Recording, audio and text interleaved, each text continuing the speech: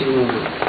Eu conheci, ainda era cardeal Wojtyła, e trabalhamos nesse documento, não no Tenerife, mas, no certo momento do concílio, o Santo Padre criou uma comissão mista, que eram os padres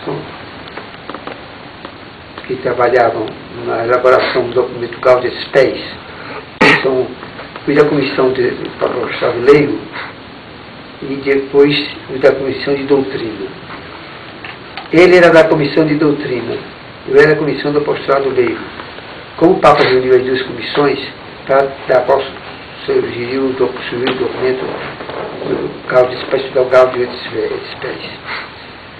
Eu dividi pouco contato com ele, se não era na minha frente, porque era por precedência da nomeação para arcebispo. E de um lado é a comissão de doutrina, do outro lado a comissão de Tenerife. Então tive poucos contatos com ele. Mas já na eleição dele eu já estava com o cardeal. E aí foi uma aproximação muito maior. Mas logo depois da eleição, eu ia muitas vezes a Roma, mas tinha um intervalo entre um trabalho e outro trabalho. Então eu resolvi ir visitar, conhecer a terra dele, os meios, os padres que eram amigos dele e tal. E aproveitando ainda esse intervalo, eu fui para a Polônia para sentir o ambiente em que ele se formou. Agora, depois disso, realmente houve um contato muito grande, porque muitas reuniões, por exemplo, a comissão administrativa do Vaticano, ele sempre foi chamado para o almoço. E aqui, quando ele veio, ficou nessa casa, aqui, ele estava sentado aqui, com os intelectuais aqui do Rio de Janeiro. Isso para mim foi muito importante, mas é o Papa Paulo II.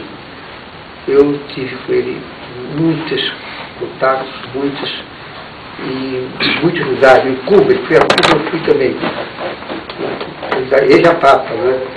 Então daí era um contato de outra espécie, mas eu acho que eu devo muito, porque o Papa anterior a ele marcou também muito, foi o Paulo VI. Porque eu sempre ia perguntar, como é que o senhor tem tanta segurança nas coisas? É porque, uma vez, estando em Roma, não estando aqui, recebo aqui um pedido do Papa Paulo VI, que quando eu fosse a Roma eu procurasse. Eu nunca procurava o Papa, eu já ia muitas vezes, não era cardeal, ia muitas vezes, mas se o Papa é tão ocupado, quando eu tinha alguma coisa, no Elcio eu estava com ele muitas vezes, levava uma carta minha pedindo alguma coisa. Mas, depois eu recebi esse pedido dele, com a determinação que eu estivesse com ele. Eu fui, na primeira viagem a Roma, eu pedi audiência e fui dar a audiência, e então, a maior parte do tempo ele foi ele que falou. Em síntese, aí que explica muito, em síntese, o Papa queria dizer, sabia o que eu fazia, sabia muito o que eu fazia aqui. Ele, de vez, havia várias posições diferentes. A gente pode pensar, hoje em dia, muita mais tranquilidade do que havia algum tempo atrás. Mas eu mantinha muito uma determinada linha. E ele, então, falando, ele sabia o que eu tinha feito, como tinha feito, que eu devia continuar a fazer assim, que assim é que estava certo. Então, isso dito pelo Papa, deixa a pessoa numa situação extremamente cômoda, porque o que não me interessava se a pessoa me atacava ou não atacava. Por achar que muita gente me pergunta, mas eu não sabia que o senhor recebeu tantos refugiados políticos e tudo. É que eu não dizia o que eu estava fazendo, que se eu dissesse não ganhava o bem que eu queria para a pessoa que estava. Se a pessoa está presa.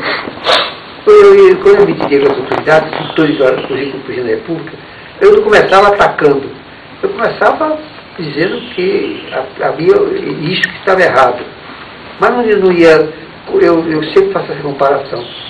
Quem tem uma unha encravada, sabe, se eu for pedir a alguém e pisa na unha encravada, eu não vou conseguir nada. Não sei se estão percebendo isso. Claro.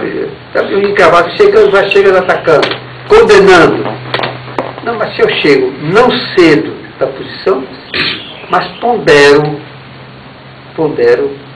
situações tais. Daí foi uma situação que para mim me ajudou imensamente, e eu não marchei até o fim, e continuo atualmente, porque da amizade surgem muitas mais facilidades também.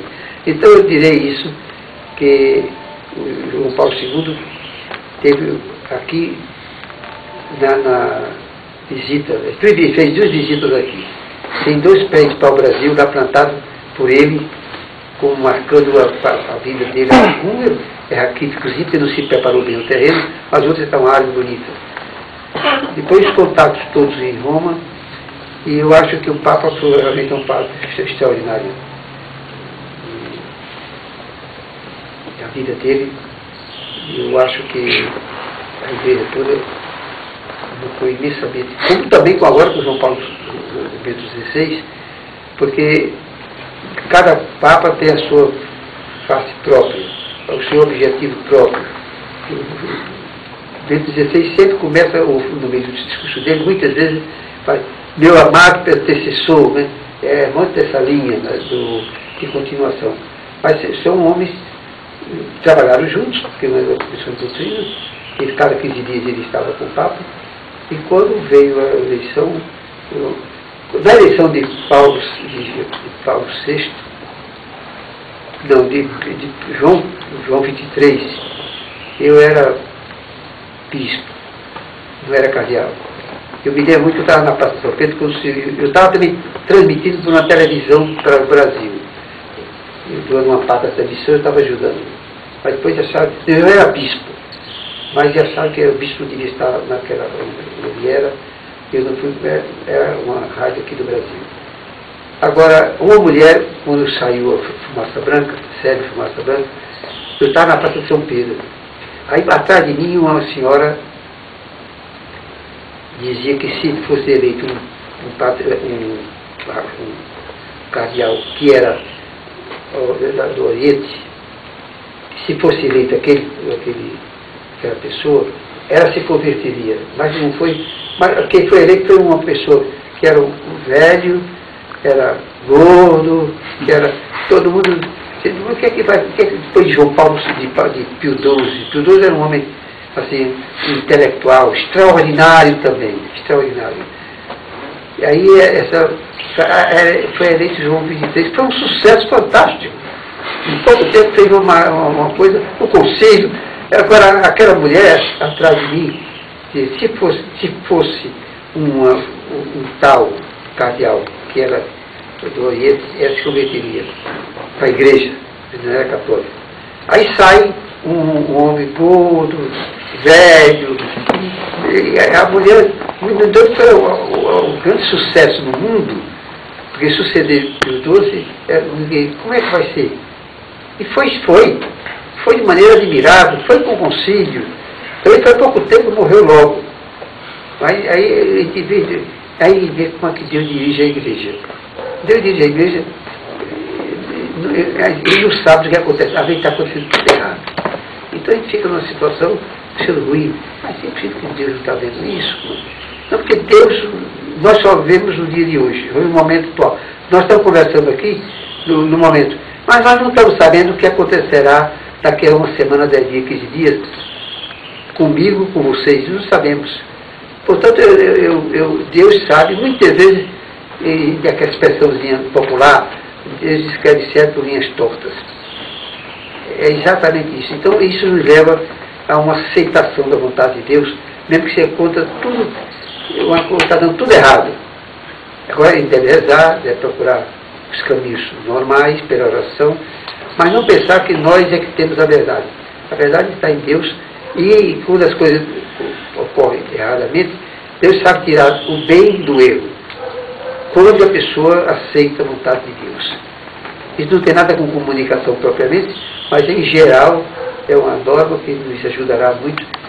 Quando essa sucessão dos papas pode ser para nós um motivo de surpresa, mas a gente deve sempre pensar que Deus sabe o que nós não sabemos. Nós somos criaturas limitadas, Deus é um ser